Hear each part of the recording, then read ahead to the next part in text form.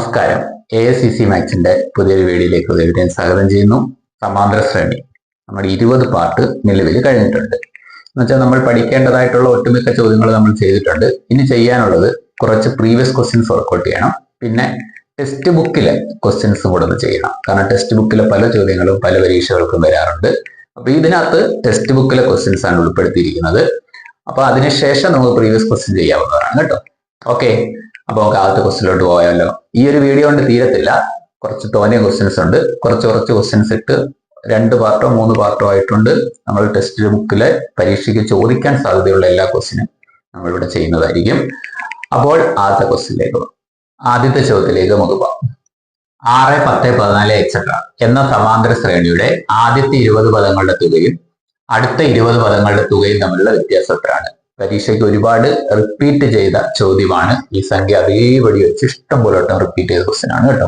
ടെസ്റ്റിലെ question ആണ്, അതുകൊണ്ടാണ് repeat ചെയ്യുന്നത്. അപ്പൊ നമ്മുടെ ഇതിന്റെ മോഡൽ ക്വസ്റ്റ്യൻ നമ്മുടെ ടൈപ്പിൽ സമാന്തര ശ്രേണി ചാപ്റ്ററിനകത്ത് ഉൾപ്പെടുത്തിയിട്ടുണ്ട്. 3 മെത്തേഡാണ് അതിനകത്ത് പറഞ്ഞിരുന്നത്. അതിൽ 2 മെത്തേഡ് ഇപ്പൊ തൽക്കാലം പറയാം. ഓക്കെ, അപ്പൊ ഒരു സമാന്തര ശ്രേണി നമ്മുടെ മുമ്പിലുള്ള 6, 10, 14 എക്സെട്ര എന്ന സമാന്തര ശ്രേണിയുടെ ആദ്യത്തെ 20 പദങ്ങളുടെ തുകയും അടുത്ത 20 പദങ്ങളുടെ തുക. അപ്പൊ ഒരു ശ്രേണിയെ സംബന്ധിച്ചിടത്തോളം ആദ്യത്തെ 10 പദങ്ങളുടെ തുകയും അടുത്ത 10 പദങ്ങളുടെ തുകയും തമ്മിലുള്ള വ്യത്യാസം എത്ര? ഒരു ശ്രേണിയെ സംബന്ധിച്ചിടത്തോളം ആദ്യത്തെ 20 പദങ്ങളുടെ തുകയും അടുത്ത 20 പദങ്ങളുടെ തുകയും തമ്മിലുള്ള വ്യത്യാസം എത്ര? അങ്ങനെ ചോദിക്കുമ്പം നിങ്ങൾക്ക് ഒറ്റയടിക്ക് ഉത്തരം എഴുതാൻ കഴിയും. അതിനു വേണ്ടിയിട്ട് ഒരു ഇക്വേഷൻ കാണാതെ പഠിച്ചു വെച്ചാൽ മതി. n²d അല്ലെങ്കിൽ പിന്നെ എന്തോ ചെയ്യേണ്ടേ? ഈ ശ്രേണിയിലെ ആദ്യത്തെ 20 പദങ്ങളുടെ തുക കണ്ടുപിടിക്കുക. അതിനുശേഷം അടുത്ത 20 പദങ്ങളുടെ തുക കണ്ടുപിടിക്കുക. അത് നമ്മൾ വ്യത്യാസം എടുക്കുക. ഇതാണല്ലോ നോർമൽ സ്റ്റെപ്പ്. ഓക്കെ, അതിനേക്കാൾ എളുപ്പം നമുക്ക് ഇത് ചെയ്യാം. n²d. അപ്പൊ n എന്ന് പറഞ്ഞാൽ ഇവിടെ ഇപ്പൊ 20 പദങ്ങളുടെ തുക എന്നല്ലേ പറഞ്ഞേക്കുന്നത്. ഈ 20 പദം എന്നുള്ളതാണ് n എന്ന് പറയുന്നത്. n²d, 20ന്റെ സ്ക്വയർ ഇൻറ്റു d എന്ന് പറഞ്ഞാൽ പൊതുവ്യത്യാസമാണ്. 6, 10, 14 എക്സെട്ര ഇങ്ങനെ പോകുന്ന സമാന്തര ശ്രേണിയുടെ പൊതുവ്യത്യാസം എത്ര? 10 ന് 6 കുറച്ചാൽ മതി. എത്ര വരും? 4. അപ്പൊ 20ന്റെ സ്ക്വയർ എത്ര നമുക്കറിയാം. 20ന്റെ സ്ക്വയർ 20 × 20 400 ഇൻറ്റു 4. 400 × 4, 4 4 മൾട്ടിപ്ലൈ 16. എന്നിട്ട് ഈ 2 0 ഇട്ട് കൊടുത്താൽ മതി. 1600. ഓക്കെ, ഇതാണ് ഒരു വഴി. അപ്പൊ നമ്മുടെ ആൻസർ കണ്ടുപിടിച്ചു കഴിഞ്ഞു.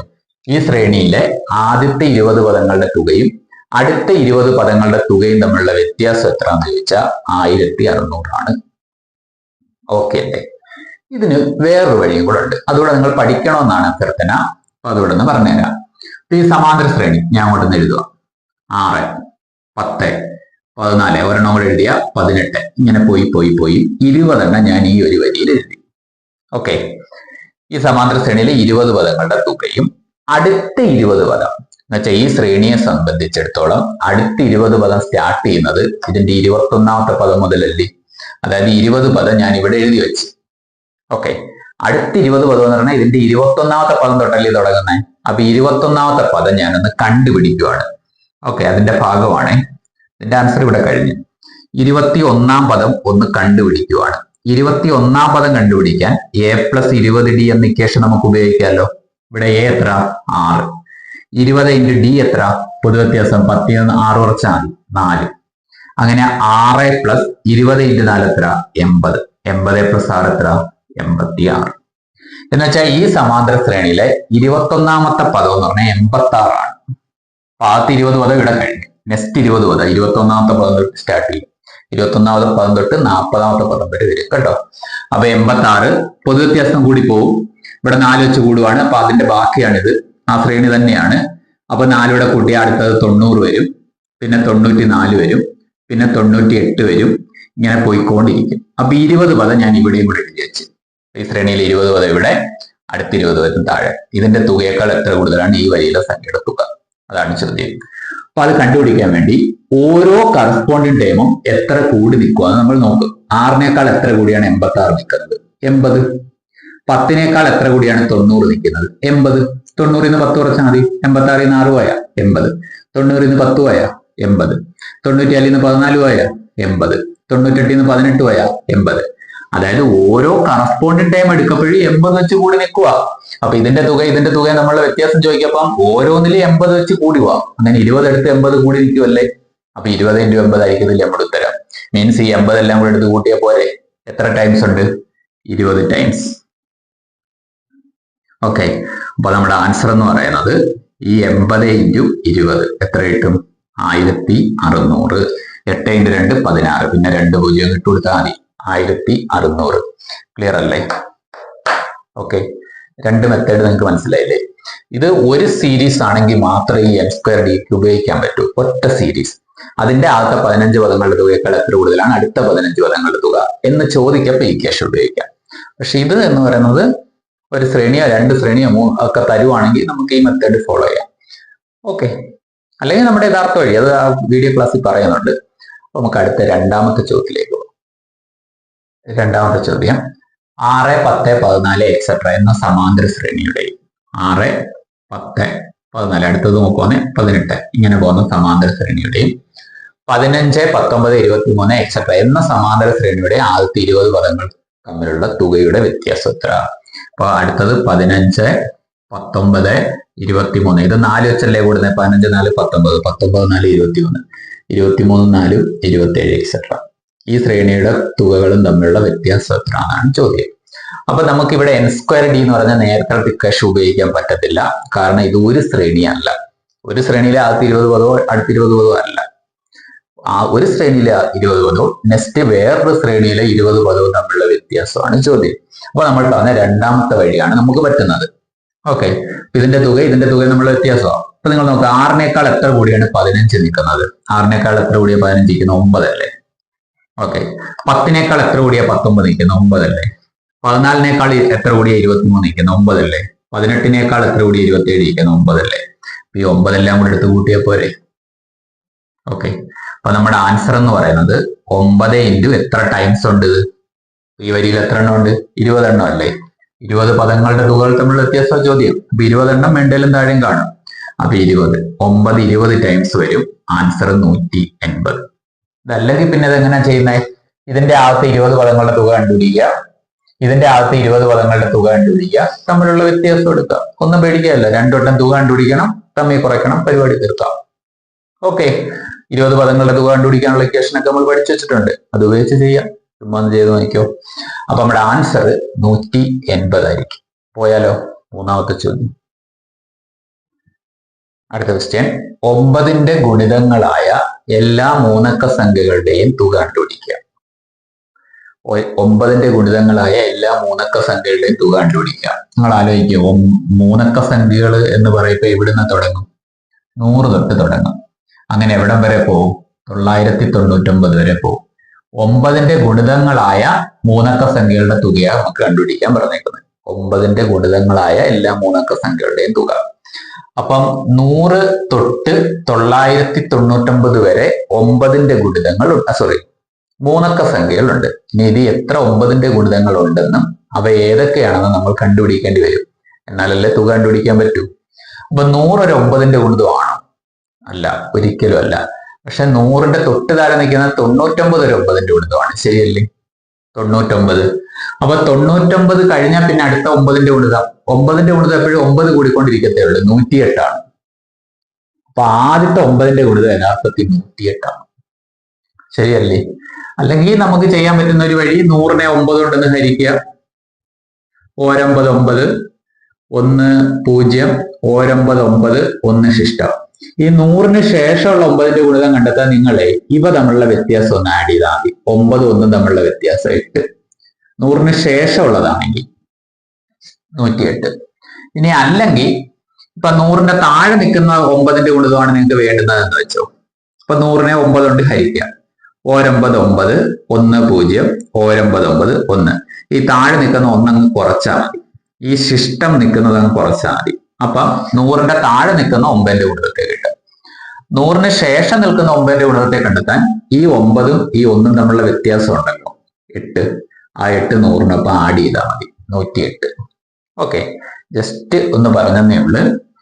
അപ്പൊ നമുക്ക് 108 ഒന്നാമത്തെ സംഖ്യ. രണ്ടാമത്തതോ വീണ്ടും 9 കൂട്ടിയാൽ മതി. 9 കൂടെ കൂട്ടപ്പോൾ 117. പിന്നെ 9 കൂട്ട് 126. ഇങ്ങനെ പോകും. ഇങ്ങനെ പോയി ഈ 999 യഥാർത്ഥത്തിൽ ഒരു 9ന്റെ ഗുണിതമാണ്. ശരിയല്ലേ? 999 ഒരു 9ന്റെ ഗുണിതമല്ലേ? 999. ഈ സംഖ്യകളുടെ തുകയാണ് നമുക്ക് കണ്ടുപിടിക്കേണ്ടത്. അപ്പൊ തുക കണ്ടുപിടിക്കാനുള്ള ഇക്വേഷൻ നമ്മൾ പഠിച്ചു വെച്ചിട്ടുണ്ട് യഥാർത്ഥത്തിൽ. തുക കണ്ടുപിടിക്കാനുള്ള ഇക്വേഷൻ എന്തുവാ? n/2 ഇൻറ്റു ആദ്യ പദം പ്ലസ് അവസാന പദം. ഓർമ്മയുണ്ടല്ലോ? ആദ്യ പദം വേറെ ഉണ്ട്, n/2 into 2a plus n-1 into d. ഇവിടെ ഇപ്പൊ നമുക്ക് ആദ്യ പദം നമ്മുടെ കയ്യിൽ ഇരിപ്പുണ്ട് a, അവസാന പദം നമ്മുടെ കയ്യിൽ ഇരിപ്പുണ്ട് a. അങ്ങനെയാണെങ്കിൽ നമുക്ക് ഇക്വേഷൻ കണ്ടുപിടിച്ചൂടെ? n/2 ഇൻറ്റു ആദ്യ പദം പ്ലസ് അവസാന പദം an കൊണ്ട് ഡിനോട്ട് ചെയ്യാം, അവസാന പദം. ഓക്കെ, പക്ഷെ ആദ്യ പദം ഉണ്ട്, ഓക്കെ, അവസാന പദം ഉണ്ട്, എന്നില്ല.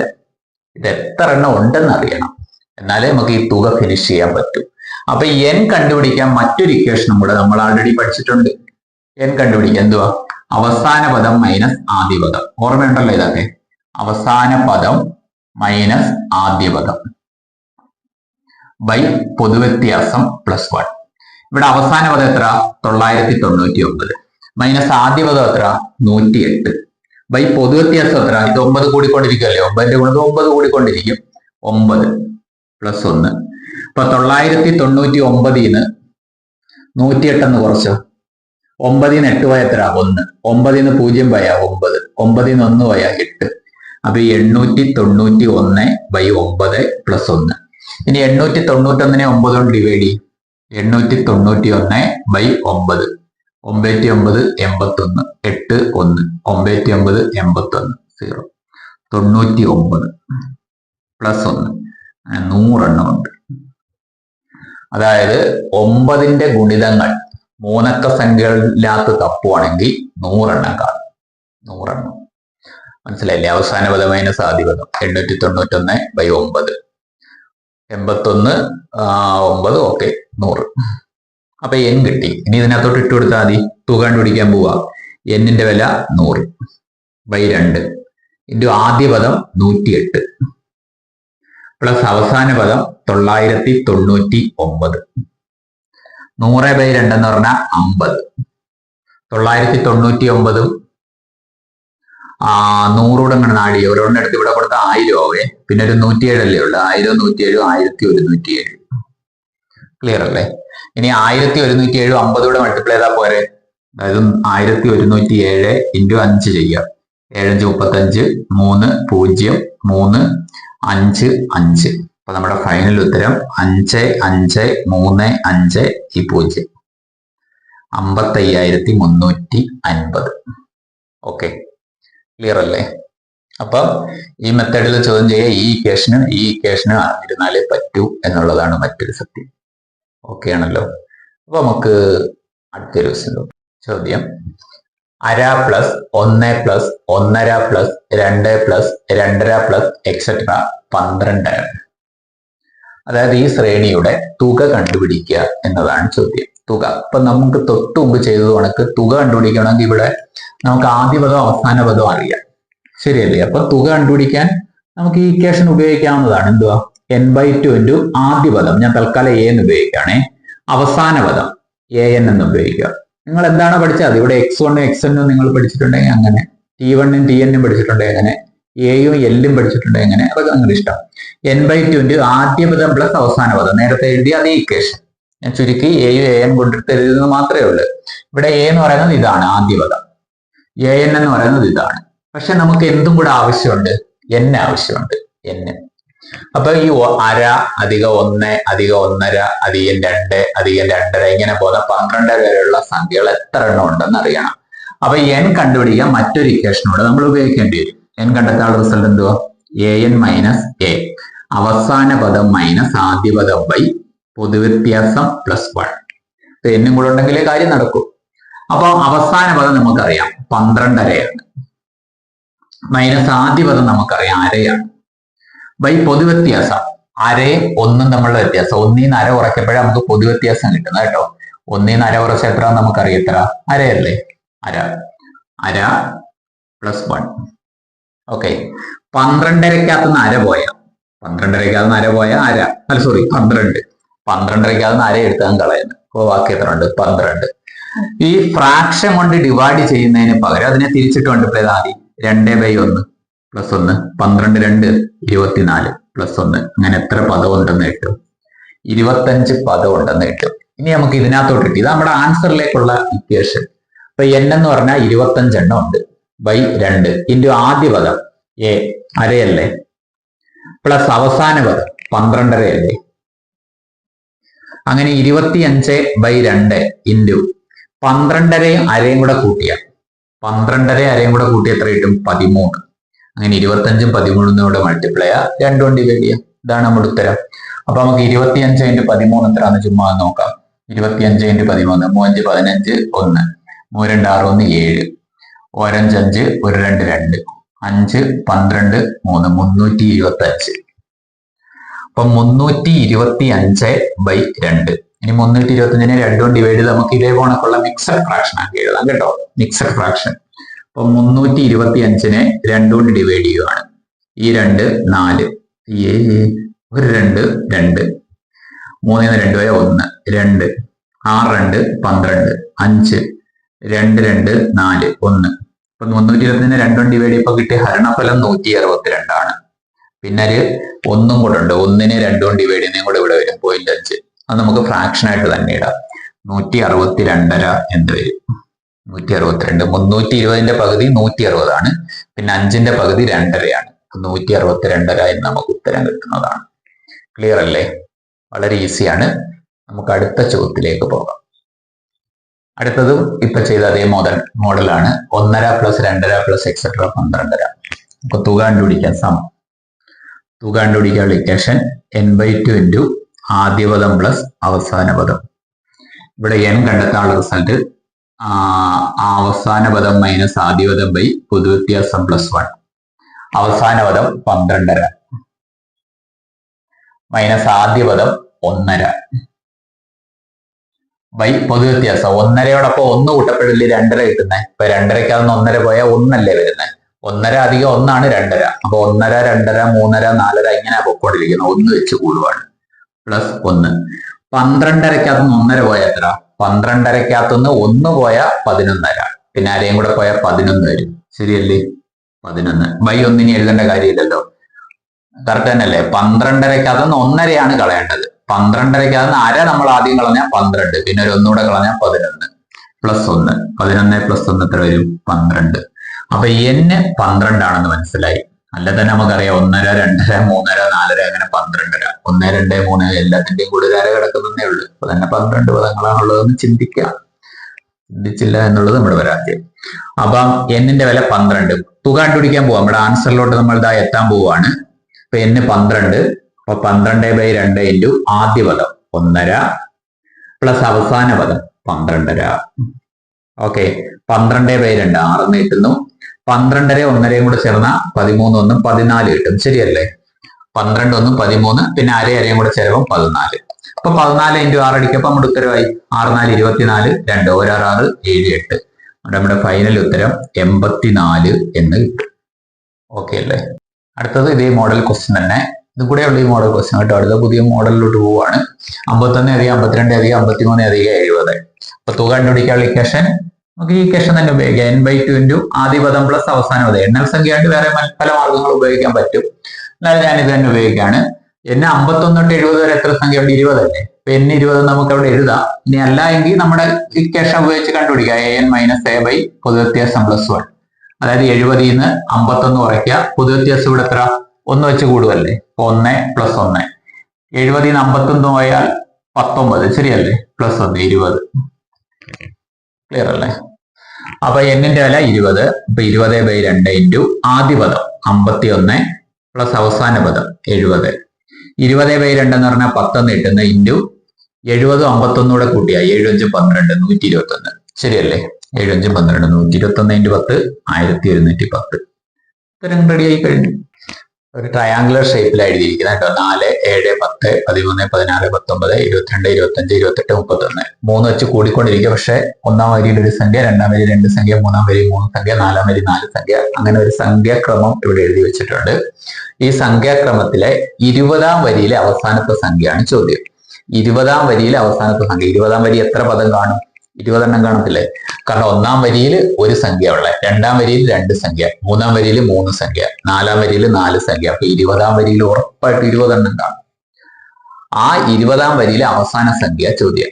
നമ്മളിപ്പോ ഒന്ന് ആലോചിച്ച് നോക്ക്. ഇപ്പൊ ഈ ശ്രേണിയിലെ അടുത്ത വരി നമുക്ക് എഴുതാൻ പറ്റും, 3 വെച്ച് കൂട്ടി കൂട്ടി പോയാൽ മതി. അങ്ങനെ 20 വരിയും എഴുതുന്ന ഒരാളെ കുറിച്ച് നിങ്ങളൊന്ന് ചിന്തിച്ചു നോക്ക്. 20 വരി എഴുതുന്ന ഒരാളെ കുറിച്ച് ചിന്തിച്ച് നോക്കുന്നതിന് തൊട്ടു മുമ്പായിട്ടൊരു കാര്യം പറയട്ടെ.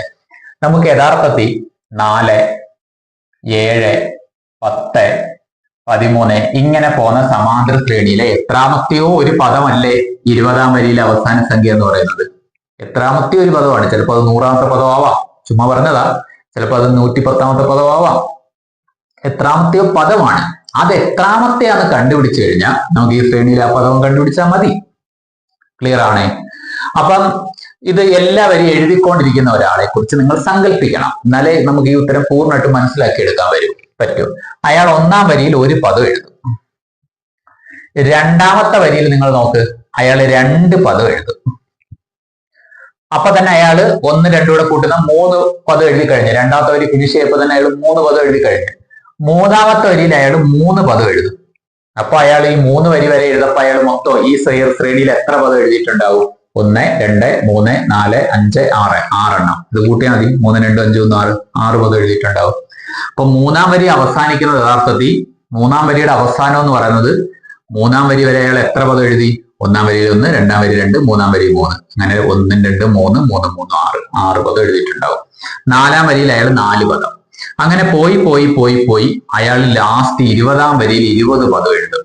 അപ്പൊ ഈ ശ്രേണിയിൽ അയാൾ ആകെ എത്ര പദം എഴുതി എന്ന് ചോദിച്ചാൽ ഇതെല്ലാം കൂടെ കൂട്ടിയാൽ മതി. 20-ാം വരി വരെ അയാൾ ഫിനിഷ് ചെയ്യപ്പോ എത്ര പദം എഴുതി എന്ന് ചോദിച്ചാൽ ഇതെല്ലാം കൂടെ കൂട്ടിയാൽ മതി. ശരിയല്ലേ? 1 തൊട്ട് 20 വരെയുള്ള എണ്ണൽ സംഖ്യകളുടെ തുക എന്ന് പറഞ്ഞാൽ 20ഉം തൊട്ടടുത്ത സംഖ്യ 21 മൾട്ടിപ്ലൈ ചെയ്തിട്ട് പകുതി എടുത്താൽ മതി. n+1/2. ഇപ്പൊ 2ഉം 20 കൂടെ കട്ട് ചെയ്ത് 10, 21 × 10 210 പദങ്ങൾ അയാൾ എഴുതിയിട്ടുണ്ടാവും. 210 പദങ്ങൾ. ശരിയല്ലേ ഞാൻ പറയുന്നത്? ഓക്കെ. അപ്പൊ 20-ാം വരിയിലെ അവസാന സംഖ്യ അപ്പൊ 210-ാം പദമല്ലേ? അപ്പൊ നമുക്ക് ഇനി നമ്മുടെ ആൻസർ എന്ന് പറയുന്നത് യഥാർത്ഥത്തിൽ 210-ാം പദം കണ്ടുപിടിച്ചാൽ പോരെ? 210-ാം പദം. അപ്പൊ 20-ാം വരി വരെ അയാൾ ഫിനിഷ് ചെയ്യപ്പോ 210 പദങ്ങൾ എഴുതിയിട്ടുണ്ടാവും. അപ്പൊ 210-ാം പദം എന്ന് പറഞ്ഞാൽ A+209D അല്ലേ? A എന്ന് പറഞ്ഞാൽ 4 ആദ്യ പദം. 209 × D എന്ന് പറഞ്ഞാൽ എത്ര വെച്ചാ കൂടുന്നേ? 3. അപ്പം 4 അധികം 609 27 627. അപ്പൊ ഇത് കൂട്ടാൻ നേരത്ത് 631 എന്ന് വരത്തില്ലേ? 627 4 631 എന്നുവെച്ചാൽ 20-ാം വരിയിലെ അവസാന സംഖ്യ എന്ന് പറഞ്ഞാൽ 631 ആണ്. ഓക്കെ. ഇനി വേറൊരു കാര്യം ഞാൻ പറയട്ടെ. 20-ാം വരിയിലെ അവസാന സംഖ്യ അറിയാമെങ്കിൽ നമുക്ക് 21-ാം വരിയിലെ ആദ്യ സംഖ്യ കണ്ടുപിടിച്ചൂടെ? 21-ാം വരിയിലെ ആദ്യ സംഖ്യ കണ്ടുപിടിച്ചൂടെ? ഇതിനോടൊപ്പം 3 കൂട്ടിയ പോരെ? നിങ്ങൾക്ക് 1, 2, 3, 4 4-ാം വരിയിലെ അവസാന സംഖ്യ അറിയാം. അങ്ങനെയാണെങ്കിൽ 5-ാം വരിയിലെ ആദ്യ സംഖ്യ നിങ്ങൾക്ക് കണ്ടുപിടിച്ചൂടെ? ഈ 31നോടൊപ്പം 4 കൂട്ടിയാ പോരെ? 35 സോറി 3 വെച്ചല്ലേ കൂടുന്നത്? അപ്പൊ 3 കൂട്ടിയാ പോരെ? 31 + 3 33 31 + 3 34. ഓക്കെ. ഇത് പറയാനുള്ള കാര്യം അടുത്തത് അങ്ങനെ ഒരു ചോദ്യമാണ്. ഇതേ പാറ്റേൺ തന്നെ ചോദ്യ വ്യത്യാസമുണ്ട്. 20-ാം വരിയിലെ ആദ്യ സംഖ്യ ഏതെന്നാണ് ചോദ്യം. അപ്പൊ നമുക്ക് അടുത്ത ചോദ്യത്തിലോട്ടൊന്ന് പോകാം. അപ്പൊ ഈ ചോദ്യം നിങ്ങൾക്ക് മനസ്സിലായല്ലോ. 20-ാം വരിയിലെ ആദ്യ സംഖ്യ ഏതെന്ന അടുത്ത ചോദ്യം കേട്ടോ. അപ്പൊ അതിനകത്തോട്ടൊന്ന് പോകാം. അടുത്ത ചോദ്യം ഇതാണ്. 4, 7, 10, 13, 16, 19, 22, 25, 28, 31 എന്ന സംഖ്യാക്രമത്തിലെ 20-ാം വരിയിലെ ആദ്യ സംഖ്യകൾ. 20-ാം വരിയിലെ ആദ്യ സംഖ്യ എന്ന് പറഞ്ഞാൽ നമുക്ക് ഈ സമാന്തര ശ്രേണിയിലെ എത്രാമത്തെ ഒരു പദമാവും? 4, 7, 10 എക്സെട്ര എന്ന സമാന്തര ശ്രേണിയിൽ എത്രാമത്തെ ഒരു പദം അത് കണ്ടുപിടിക്കണം. അയാൾ 1-ാം വരിയിൽ ഒരു സംഖ്യ എഴുതും, 2-ാം വരിയിൽ 2 സംഖ്യ എഴുതും, 3-ാം വരിയിൽ 3 സംഖ്യ എഴുതും. അങ്ങനെ പോയി അയാൾ 20-ാം വരിയിൽ 20 സംഖ്യ എഴുതത്തില്ല. കാരണം 20-ാം വരിയിലെ ആദ്യ സംഖ്യ ചോദ്യം. അപ്പൊ 20-ാം വരി ഒരെണ്ണേ അയാൾ എഴുതും. പക്ഷെ അതിന്റെ തൊട്ട് പ്രീവിയസ് വരിയിൽ 19-ാം വരിയിൽ അയാൾ 19 എഴുതിയിട്ടുണ്ടാവും. അപ്പൊ 1 തൊട്ട് 19 വരെയുള്ള സംഖ്യകളുടെ ആകെ എണ്ണം നമുക്ക് കണ്ടുപിടിക്കാൻ പറ്റും. 1-ാം വരിയിൽ 1 എണ്ണം ഉള്ളത്, 2-ാം വരി 2 എണ്ണം ഉള്ളത്, 3-ാം വരി 3 എണ്ണം ഉള്ളത്, 19-ാം വരി 19 എണ്ണം ഉണ്ട്. അപ്പൊ മൊത്തം അയാൾ എത്ര എണ്ണം എഴുതിയിട്ടുണ്ടാവും? 19ഉം തൊട്ടടുത്ത സംഖ്യ 20 മൾട്ടിപ്ലൈ ചെയ്യുക, 2 കൊണ്ട് ഡിവൈഡ് ചെയ്യുക, 2 20 കട്ട് ചെയ്താൽ 10 190. ഓക്കെ. അപ്പൊ 19 വരിയിൽ 190 എണ്ണം അയാൾ എഴുതിയിട്ടുണ്ടാവും. ഇനി നിങ്ങളൊന്ന് ആലോചിച്ച് നോക്ക്. 19-ാം വരി വരെ ഫിനിഷ് ചെയ്യപ്പോൾ 190 എണ്ണം ഉണ്ട്. ഓക്കെ, ക്ലിയർ ആണ്. അങ്ങനെയാണെങ്കിൽ ആ 19ാം വരി കഴിഞ്ഞ് 20ാമത്തെ വരിയിലെ ആദ്യ സംഖ്യ എന്ന് പറഞ്ഞാൽ 191 പദമായിരിക്കത്തില്ലേ? 19ാം വരി വരെ 190 പദങ്ങളുണ്ട്. അപ്പൊ 20ാം വരിയിലെ ആദ്യത്തെ പദം 191 പദം. അപ്പൊ നമ്മുടെ ആൻസർ എന്ന് പറയുന്നത് 191 പദമായിരിക്കത്തില്ലേ? 19ാം വരി അവസാനിക്കുന്നത് 190 പദത്തിൽ. അപ്പൊ 20ാം വരി ആരംഭിക്കുന്നത് 191 പദത്തിൽ. അപ്പൊ 191 പദമായിരിക്കും നമ്മുടെ 20ാം വരിയിലെ ആദ്യ സംഖ്യ എന്ന് പറയുന്നത്. അപ്പൊ 191 പദം എങ്ങനെ കണ്ടെത്താം? a plus 190d. ഇവിടെ a എത്രയാണെന്ന് അന്വേഷിച്ചോ? 4 പ്ലസ് 190 d എത്രയാണെന്ന് അന്വേഷിച്ചോ? 3. അപ്പൊ 4 പ്ലസ് 19 × 3 അടി 9 × 3 27 2 5 57 570. 570 പ്ലസ് 4 അടി 574. പരിപാടി കഴിഞ്ഞില്ലേ? പാടുണ്ടോ? കുഴപ്പമൊന്നുമില്ലല്ലോ. അങ്ങനെയാണ് നമ്മുടെ അടുത്ത ചോദ്യത്തിലേക്ക് പോവാം. ക്വസ്റ്റ്യൻ ഇത് സംഖ്യാക്രമം തന്നെയാണ്. 1 2 3 4 5 6 7 8 9 10 എക്സെട്ര ഇങ്ങനെ പോവാണ്. ഈ സംഖ്യാക്രമത്തിലെ 10ാം വരിയിലെ ആദ്യ സംഖ്യ എന്ന ചോദ്യം. അപ്പൊ നമ്മുടെ ഇതൊരു എണ്ണൽ സംഖ്യയാണ്, പക്ഷെ സമാന്തര ശ്രേണിയാണ്. 1 2 3 ഇങ്ങനെ പോവാണ്. അപ്പൊ 10ാം വരിയിലെ ആദ്യ സംഖ്യ എന്ന് പറഞ്ഞാൽ ഈ ശ്രേണിയിലെ എത്രാമത്തെ പദമാണ് അത് കണ്ടുപിടിച്ചാൽ മതി. എത്രാമത്തെ പദമാണെന്ന് കണ്ടുപിടിച്ചാൽ മതി. ശരിയല്ലേ? ഇവിടെ 1 2 3 എന്ന് പോകുമ്പോൾ എണ്ണൽ സംഖ്യ ആയതുകൊണ്ട് 1ാം പദം 1 ആണ്, 2ാം പദം 2 ആണ്, 3ാം പദം 3 ആണ്. അപ്പൊ 10ാം പദം 10 ആണ്, 50ാം പദം 50 ആണ്. അപ്പൊ 10ാം വരിയിലെ അവസാന സംഖ്യ ആദ്യ സംഖ്യ 10ാം വരിയിലെ ആദ്യ സംഖ്യ എത്രാമത്തെ പദമാണെന്ന് കണ്ടെത്തിയാൽ സിമ്പിൾ ആയിട്ട് നമുക്ക് ഉത്തരം പറയാൻ പറ്റും. ഓക്കെ, അതിന് വേണ്ടിയിട്ട് ഈ പാറ്റേൺ നമ്മൾ എഴുതാൻ പോവാന്ന് വെച്ചാൽ എഴുതാൻ എളുപ്പമാണ്.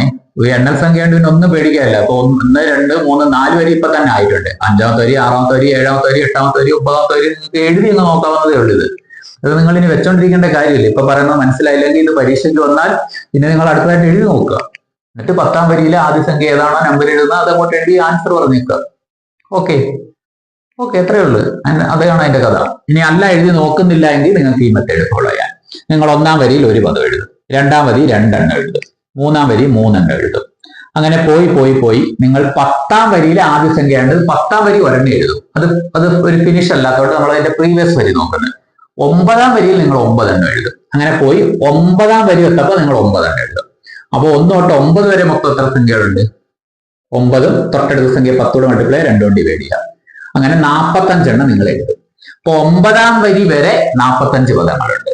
അപ്പൊ 10ാം വരിയിലെ ആദ്യ പദം എന്ന് പറഞ്ഞാൽ 10ാം വരിയിലെ ആദ്യ പദം എന്ന് പറയുന്നത് അപ്പൊ എന്തുവരിക്കും? 9ാം വരി വരെ 45 പദമുണ്ട്.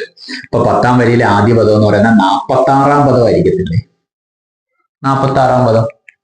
അപ്പൊ ഈ ശ്രേണിയെ സംബന്ധിച്ചിടത്തോളം അതിന്റെ 1ാം പദം 1 ആണ്, 2ാം പദം 2 ആണ്, 3ാം പദം 3 ആണ്, 4ാം പദം 4 ആണ്, 10ാം പദം 10 ആണ്. അപ്പൊ 46ാം പദം എന്ന് പറഞ്ഞാൽ എത്ര ആയിരിക്കും? 46 ആയിരിക്കും. അപ്പൊ നമ്മുടെ ആൻസർ 46. പരിപാടി കഴിഞ്ഞു. അതായത് ഈ സംഖ്യാക്രമത്തിലെ 10ാം വരിയിലെ ആദ്യ സംഖ്യ എന്ന് വെച്ചാൽ 46 ആണ്. വേണമെങ്കിൽ എഴുതി നോക്കിയോ? എഴുതി കാണിക്കാം. 1 ഇവിടെ വായിച്ചിട്ട് ഞാൻ എഴുതി കാണിക്കട്ടെ. 46 കിട്ടുമോ ഇല്ലയോ നമുക്കൊന്ന് കാണിച്ചു നോക്കാം. 46 വെറുതെ ഇരിക്കട്ടെ. പരീക്ഷയ്ക്ക് നമ്മൾ ചോദിച്ചു, എന്ത് ചെയ്യണമെന്ന് അറിയാതെ നമ്മൾ നിൽക്കുന്നു. ഇത് എണ്ണൽ സംഖ്യ ആയതുകൊണ്ടാണ് ഞാനത് എഴുതാൻ മുതിരുന്നത് കേട്ടോ. 1 വരിയായി, 2 വരിയായി, 3 വരിയായി, 4 വരിയായി. ഇനി 5ാം വരി 10 വരെ ആയിട്ടുണ്ട്. 11 12 13 14 15. അടുത്ത 16 17 18 19 20 21 22 23 24 25 26 27 28 29 30 31 32 33 34 35 36 37 38 39 40 41 42 43 44 45 46. നിങ്ങൾ ആലോചിച്ച് നോക്കി, ഇത് 10ാം വരിയാണോന്ന് അന്വേഷിക്കുക. 1ാമത്തെ വരി, 2ാമത്തെ വരി, 3ാമത്തെ വരി, 4ാമത്തെ വരി, 5ാമത്തെ വരി, 6ാമത്തെ വരി, 7ാമത്തെ വരി, 8ാമത്തെ വരി, 9ാമത്തെ വരി, 10ാമത്തെ വരി.